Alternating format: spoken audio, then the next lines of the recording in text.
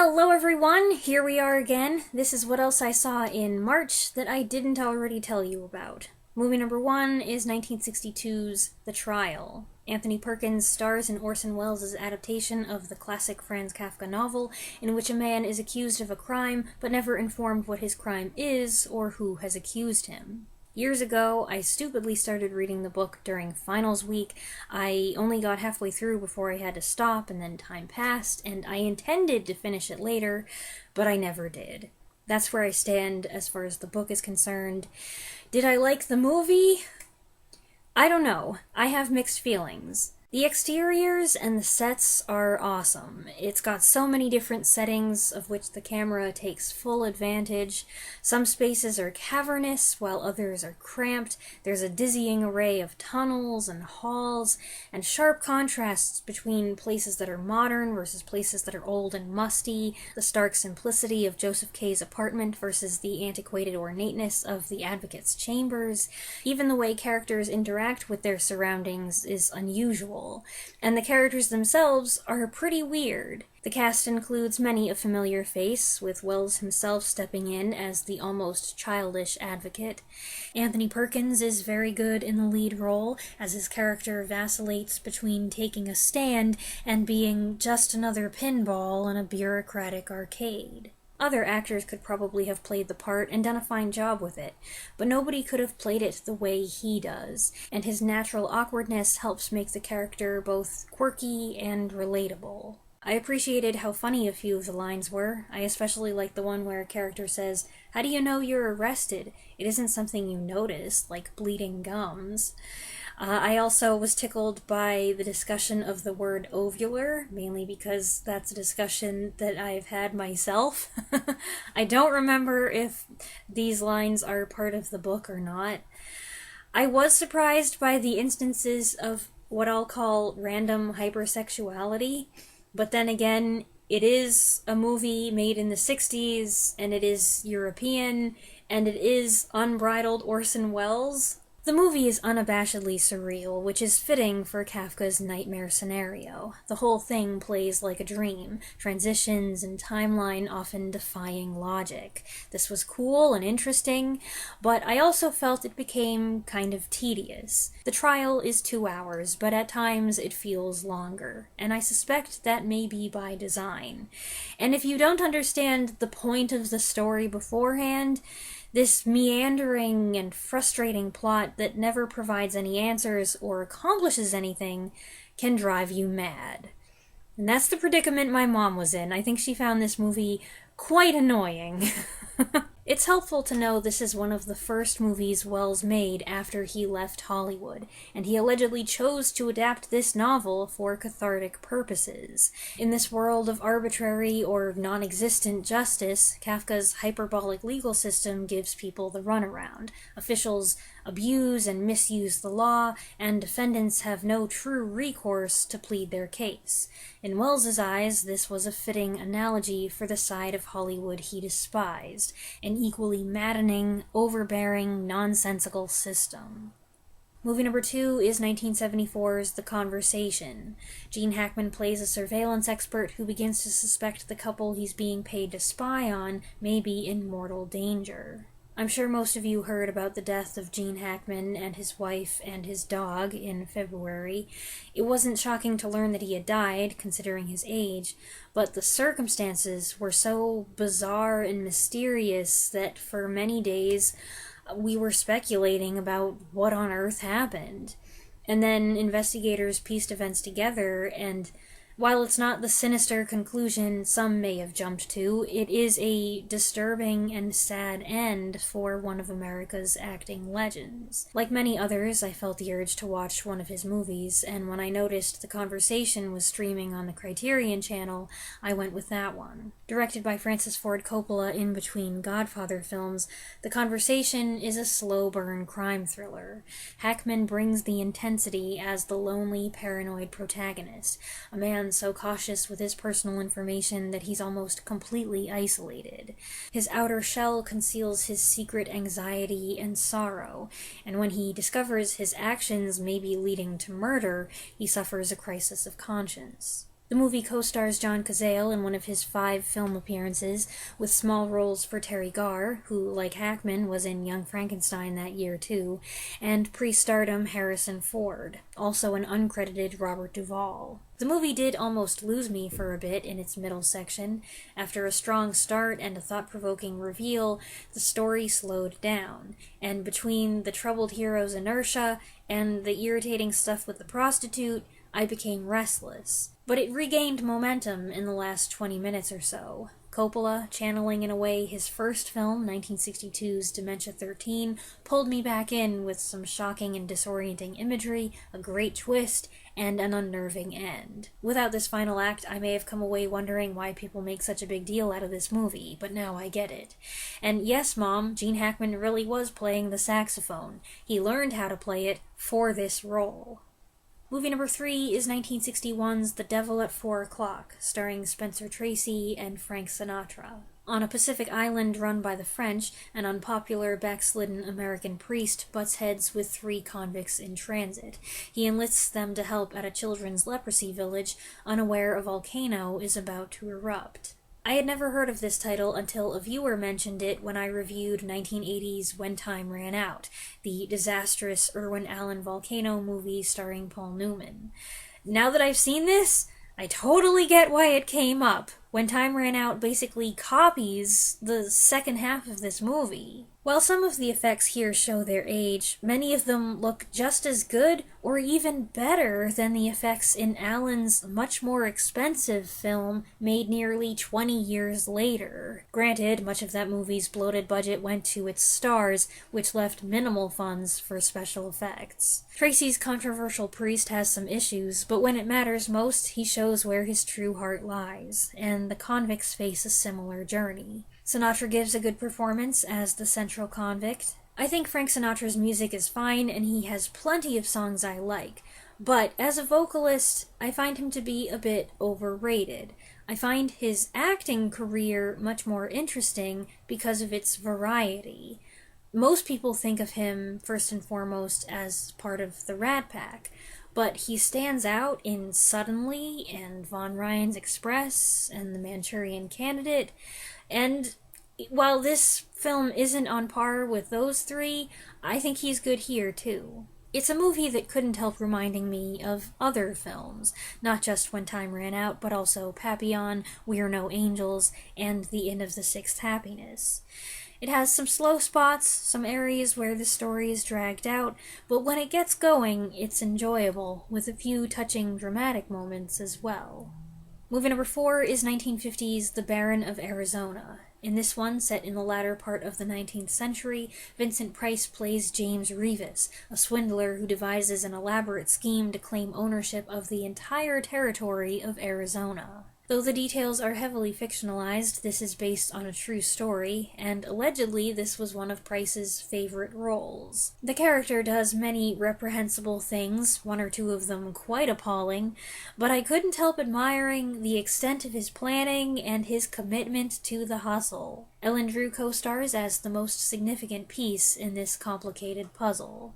It's a good movie, but I admit I was disappointed. It was directed by Samuel Fuller, cinematography by the legendary James Wong Howe, and since it immediately followed Fuller's debut, 1949's I Shot Jesse James, I was looking forward to it.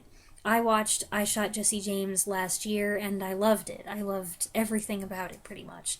And I anticipated having a similar response to this, especially since this kind of had the same setting, the West, toward the end of the 19th century. But while I found the first half very interesting, in the second half, it lost some steam.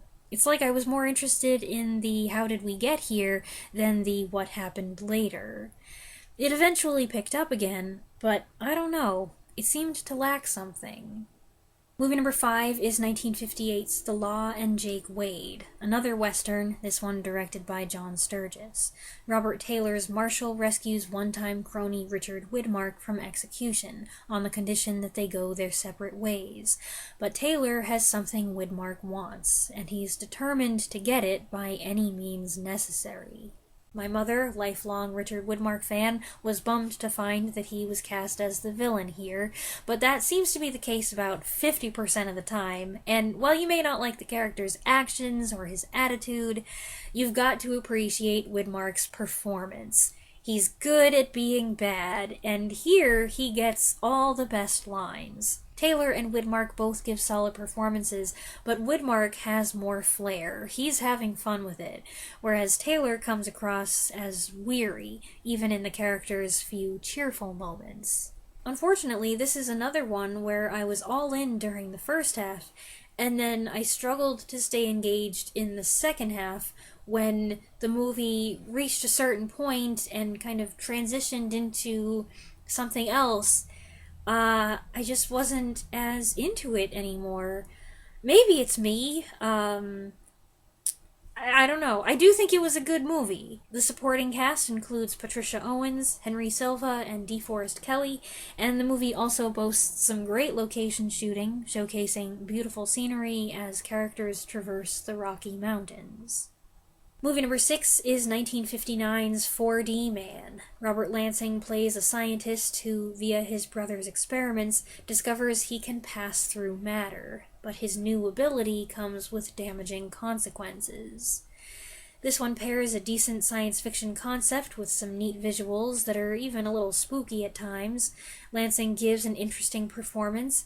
He's not exactly a protagonist, but he's a sympathetic figure nonetheless. The film features a surprisingly jazzy score by Ralph Carmichael and rich, saturated color by Deluxe. It looks especially good on the Blu-ray. Lee Merriweather and James Congdon co-star with Lansing, the three of them forming a love triangle that I honestly found kind of obnoxious.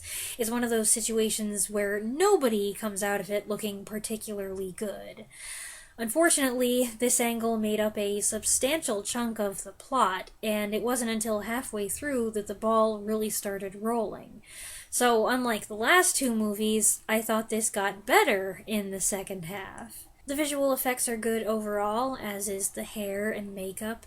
I do question their choice to play a little sound effect or tune just before Lansing does his thing. I quickly learned what was about to happen whenever I heard that, so it ruined a couple surprises. I wouldn't have done it that way, but it is an entertaining movie, another worthy sci-fi parable of a man who is warped by his newfound power. Movie number 7 is 1967's Tobruk. In this war adventure, British soldiers join forces with a group of German-born Jews in an effort to stop Rommel's conquest of North Africa. The plan involves the British posing as prisoners of the Jews disguised as Germans, a situation that causes tension between these tentative allies. Rock Hudson and George Peppard are the big stars, and while I confess I find both of them somewhat bland leading men of their era, they do fine. Peppard's accent is a bit humorous at times, but he performed here with more charisma than Hudson displayed, and Nigel Green co-stars as the traditional cold-fish British colonel who puts everyone's back up. You don't really watch this for characterization, though. Directed by Arthur Hiller, it's a war movie big on spectacle, and it also has a decent body count. The plot is engaging, including several instances that make you say, "Oh, that's clever," and the last act has that high-octane energy you find in The Guns of Navarone, Where Eagles Dare, etc.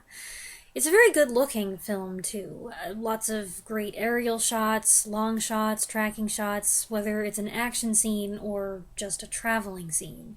I've watched several war in the desert North African theater movies in both black and white and color, and this is one of the most attractive. I had lower expectations because I never hear anyone mention it, but I thought it was very entertaining, with a dynamic score composed by Bronislaw Kapper. Movie number 8 is 1959's Samurai Saga, also known as Life of an Expert Swordsman. This Japanese retelling of Cyrano de Bergerac, directed by Hiroshi Inagaki, stars Toshiro Mifune as the witty wordsmith with the unsightly nose who agrees to woo the woman he himself loves for a less poetic rival, played by Akira Takarada. It took me a few scenes to get my bearings here. As I've stated in the past, this historical setting doesn't generally appeal to me, and I was iffy at first. But when the film reached its central conflict, the part that I was familiar with having read the classic play, that's when I got pulled in. And the main draw for me was getting to see two favorite Japanese actors, Toshiro Mifune and Akira Takarada, performing together, and they're both very good in their respective roles. Of course they are, I'm not surprised by this. The dynamic between them keeps changing. They're rivals, then friends, then Mifune becomes the ultimate wingman. Famous scenes from the original play are beautifully translated, which almost helped me forget how irritating I can find the Roxanne character who demands her lover only speak to her in purple prose. And it's so frustrating. She doesn't have the sense to put two and two together. The film includes appealing imagery, like a shot of the moon obscured by fog, cherry blossoms blowing in the wind, lines of samurai surging into battle. My biggest criticism is that I'm not sure they went far enough with Mifune's makeup. The poetic swordsman's most iconic feature is his honkin' big nose, which is so ugly, so off-putting, that no matter how clever, funny, or romantic he may be, the pretty girl can't look past it. She'll accept him as a friend, but as a lover, don't be silly. If you downplay the schnoz, you risk diminishing that element, and that kind of happens, or almost happens here. Did they make his nose more prominent and ugly? Yeah. But it's not that hideous or distracting, and Mifune's still Mifune, so I feel like it shouldn't be that hard for her to get over it. It was a good movie, though. Movie number 9 is 2019's The Vast of Night. In this Twilight Zone-esque film set in New Mexico in the 1950s, two young people try to determine the source of a strange sound as mysterious reports come in of something in the sky. I've talked about this one how many times? At least half a dozen. It's a favorite. I did a solo review of it back in 2020 right after watching it, and I'll put the link in the description so you can see my initial exuberant reaction if you want. I love the protagonists, Faye and Everett. They're so likable and engaging. I love the way characters talk. I love the way dialogue flows, the way the camera moves around the small town. I love the spooky premise and the unique and daring way the film allows its pieces to unfold, and I still get goosebumps, even though this is my third or fourth time watching. There are some movie viewing experiences that get seared into your memory. You'll always be able to recall just what it was like when you saw a certain film for the first time, who you were with, what it was like outside, how you felt. Seeing The Vast of Night for the first time in 2020 is one of those experiences, and I'm happy to say that for me and my mom, it still has not lost the appeal it had on first viewing. It's a movie we still think about, we still make references to. I just wish there was more of it. And movie number 10 is 1959's The Horse Soldiers. In this Civil War film, John Wayne's Union colonel is ordered to lead the cavalry deep into Confederate territory to reach Baton Rouge. This attempt to sneak past the enemy may be doomed, and the colonel's troubles are multiplied by clashes with an opinionated surgeon, played by William Holden, and a feisty Southern belle who knows their plans, played by Constance Towers. This one was directed by John Ford. It's not one of his more famous titles, but it's still a pretty big film in terms of scope, and it's a worthy production. John Wayne and William Holden are fairly typical of themselves. Neither one is really pushing the envelope here, acting-wise, but they're entertaining to watch, especially when they're getting in little digs at each other. And Constance Towers' character, who made sure to bring her lipstick and blush when she left home, makes as much of a nuisance of herself as she can. While there are aspects of this film that are a bit cookie-cutter, I still had a good time watching it. The personal interactions had some zest, there were a few lines that were quite funny, and the various confrontations between the Yanks and the rebels were diverse and exciting. Not a bad flick at all. And that's what else I saw in March. I hope you enjoyed this collection of mini reviews. Let me know what you think of any of the titles I discussed, or share what you've watched lately in the comments if you like, and I'll be back next week with another review. Thanks for watching.